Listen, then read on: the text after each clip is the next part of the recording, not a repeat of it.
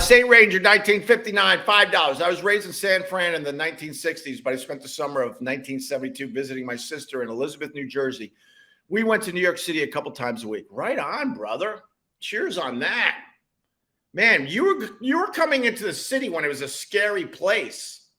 I'm from Long Island originally, and we came into the city, and it was really, really sketchy and scary, but it made it so much fun, man, in the late 70s, 80s, all the way up to like the early 90s, and it was a sketchy, scary place. Now it's not scary or sketchy at all. There's parts you got to be careful in, but in general, it's not as bad as the media makes it out to be. I remember we came in once, and then one of the places you want to go is like Central Park, you know? And I remember all the cars were like parked right next to Central Park. I don't know what road, because back then I didn't know any of the roads, but I'm assuming it was probably Central Park West or something. And that was the era where it was smash and grab. So the petty thieves, they would smash your window and grab whatever you had inside, whether it was change. What they were really looking for were portable radios. And I remember like it was yesterday that cars would leave a note right on their windshield or on their side window where they were smashing them that literally just said, this will be a memory for a bunch of people out there, that literally said, no radio. As in, leave my car alone. You're going to smash my window and you're not going to get a radio. So they would move on. And so many cars would have that sign that just said no radio.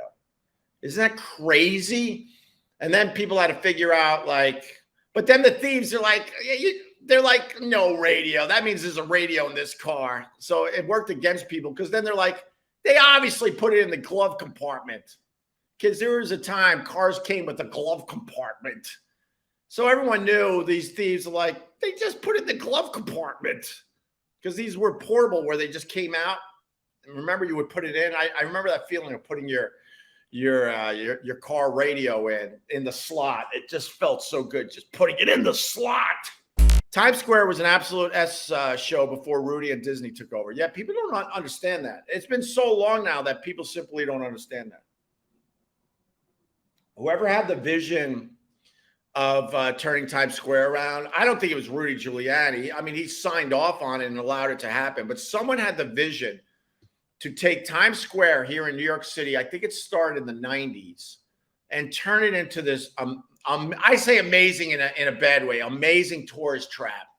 I mean, when you come to New York, sure, you should check out Times Square, because it's insane what they have done to it, but don't spend all your time in Times Square with the rest of the dummies. Don't do that. We would come into Times Square from Long Island.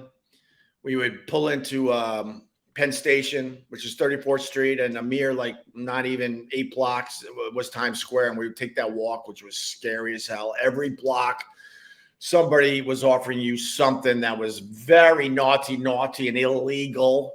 And it was very, very intimidating. And then you got to Times Square, and it was like they show in those old movies. They're literal pimps all over the place. And naughty theaters and everything in between, and little places where you could get fake IDs. And it was like something you definitely want to check out if you were coming into the city for the day, but you were scared out of your mind. Taxi Driver, Times Square, 100.